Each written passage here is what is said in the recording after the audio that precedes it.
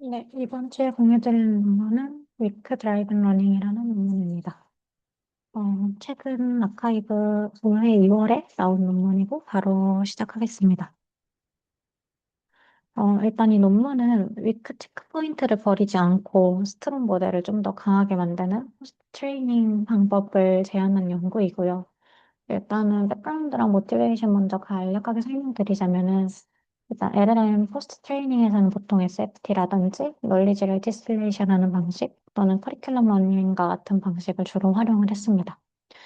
이런 방식들이 대체로 정답 토큰의 확률을 더 높이거나 더 강한 티처 모델을 따라가도록 학습을 시키는데요.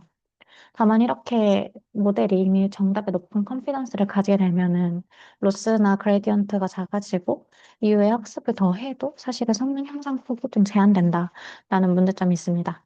그래서 여기서는 이런 강한 티처를 새로 가져오는 대신에 학습되는 중간에 생기는 약한 체크 포인트를 가진 어떤 컨퓨전이라든지 언설턴티 등을 좀 다시 활용할 수 있다라고 주장을 하고 그래서 이런 네 가지의 프로블럼 스테이트먼트로 좀 연구를 진행을 한다라고 말씀을 드릴 수가 있을 것 같습니다.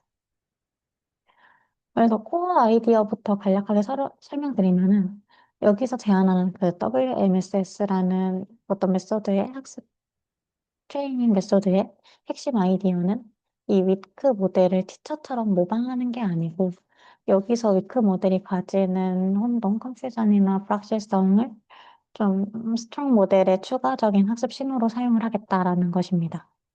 그래서 저자들은 이때 이 스트롱 모델이 거의 무시해버린 어떤 하드 네거티브라든지 이런 토큰들을 새로운 학습 신호로 살리기 위해서 과거 위크 체크 포인트 로즈 분포를 활용을 해서 좀 데이터를 샘플링하는 과정을 거쳐가지고 그렇게 만들어진 데이터를 가지고 다시 학습을 시킨다라고 말씀을 드릴 수가 있을 것 같습니다. 그래서 직관적으로는 원래라면은 정답을 뭐 더 강하게 세게 외우는 방법이라고 할 수 있는데 그것 대신에 그럴듯한 오답 후보를 좀 더 잘 억제할 수 있도록 만드는 방법에 가깝다. 있고요. 그리고 메인 메서드는 이렇게 세 가지의 스테이지로 좀 구성이 되어 있는데 처음 단계는 그 이니셜라이제이션 단계로 베이스 모델을 표준 SFT로 활용을 해서 M1 모델을 얻게 됩니다. 그리고 그 과정에서 이제 커리큘럼 Enhanced Data Activation이라는 단계를 거치게 되는데요.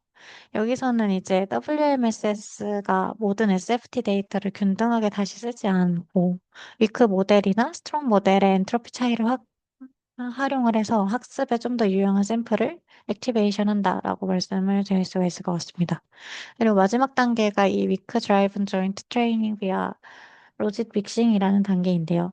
여기서의 핵심 연산이 위크 모델과 스트롱 모델의 로짓을 섞는 것인데 어쨌든 믹스드된 로짓에 소프트맥스를 적용을 해서 p 믹스 값을 구해내고 이제 그걸 통해서 이제 그라운드 트러스트 토큰 Y에 대해서 크로스 엔트로피 로스를 계산을 하게 됩니다.